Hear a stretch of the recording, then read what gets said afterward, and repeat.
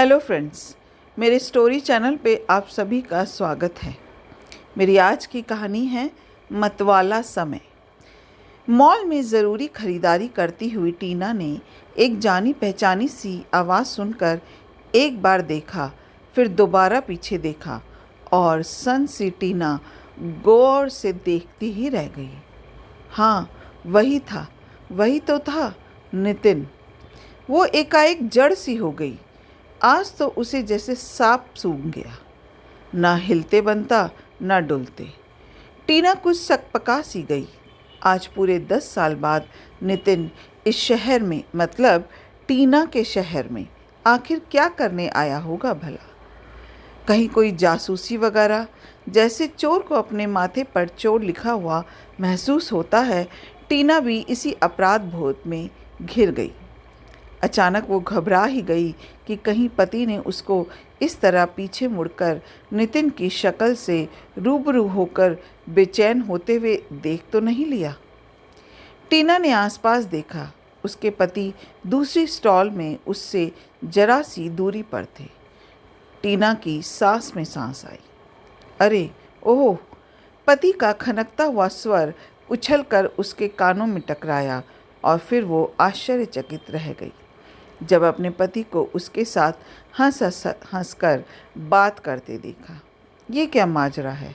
वो मन ही मन घबरा गई। टीना का दिल तेजी से धड़कने लगा। किस घड़ी में आज वो घर से निकलकर इस शॉपिंग मॉल में आई। काश आज घर पर ही रुक गई होती। वो कुछ और सोचती कि वो दोनों ही उसी की ओर हंसते हुए कदम बढ़ाते हुए एकदम पास आ गए।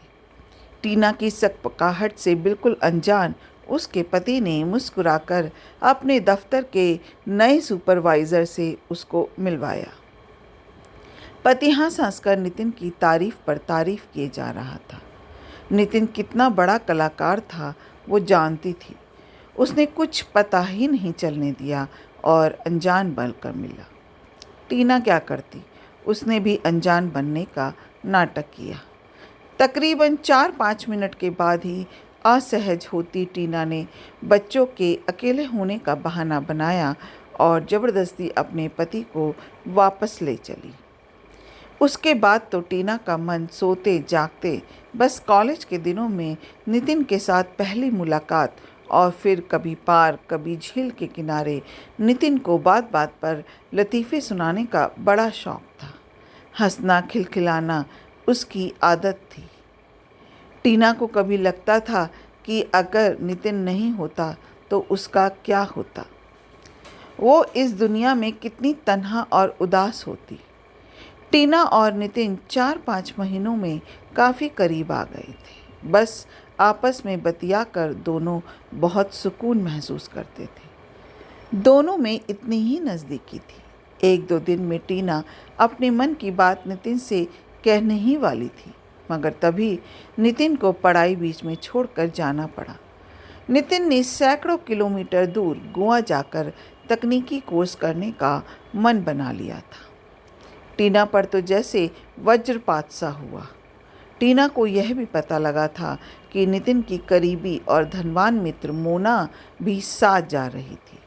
सच्चाई यह थी कि वही उसके साथ नितिन को ले जा रही थी। टीना को यह सब नितिन की किसी मित्र और से पता चला था। सदमे में आकर टीना ने सिर्फ पढ़ाई पूरी करने में खुद को झोंक दिया। जब उसके परिवार ने उससे रवि से सगाई के लिए उसकी राय मांगी तो टीना ने माता पिता को तुरंत सहमति दे दी। वो धीरे धीरे अपनी गृहस्थी में रमी हुई नितिन को बिल्कुल भूल गई थी, किसी सपने की तरह। मगर ये तो फिर हंसता मुस्कुराता आधमका उसके जीवन में। टीना को समझ नहीं आ रहा था कि समय ऐसा कौन सा गुल खिलाने जा रहा था। टीना ने किसी तरह अपने भावुक मन को संभाला ही था कि 1 सप्ताह बाद नितिन अपनी पत्नी के साथ उसके घर पर आ गया। टीना के पति ने बहुत गर्मजोशी के साथ उनका स्वागत किया। टीना को नितिन की पत्नी मीनू से भी बड़ी ही आत्मीयता से मिलवाया। टीना के पति ने रवि का इतना अपनापन देखकर टीना को भी उन दोनों का सत्कार करना पड़ा। अफरा तफरी में बौखलाई टीना की तो बस परीक्षा ही परीक्षा थी। अचानक उसे मोना की याद आ गई। नितिन ने उसकी निगाह यह किससे विवाह कर लिया। टीना मन ही मन सोच रही थी कि मीनू ने रसोई में हाथ बटाते हुए बातों ही बातों में खुद ही खुलासा कर दिया कि वह नितिन की तीसरी पत्नी है। ओह, तीसरी! टीना यह सुनकर जैसे आसमान से गिरी थी। नितिन का इतना अस्थिर जीवन! उफ! वो मन ही मन अपने पति के चरित्र और गुणों की सराहना करने लगी थी। मीनू ने आगे बताया, पहली पत्नी मोना थी। वो ताश, शराब व पार्टी की शौकीन थी। बहुत ही आज़ाद ख्याल की थी मोना के पिता ने ही महंगी तकनीकी कोर्स भी करवाया था, इसलिए खामोशी से उसके सारे शौक नखरे सब सहन करते रहे। मोना को संस्कारी रहन सहन की आदत नहीं थी। इतना सादगी भरा पति उसको हजम नहीं हुआ, इसलिए अपने आप ही नितिन की जिंदगी से चली गई। माता पिता के कहने पर दूसरा विवाह किया तो खुलासा हुआ कि दूसरी पत्नी का तो पहले से ही पीहर में एक अतरंग दोस्त था और वो आए दिन अपने पीहर में ही पड़ी रहती थी। एक बार अचानक जाकर नितिन ने दोनों को रंगे हाथों पकड़ लिया। बस फिर क्या था, कहानी खत्म हो गई।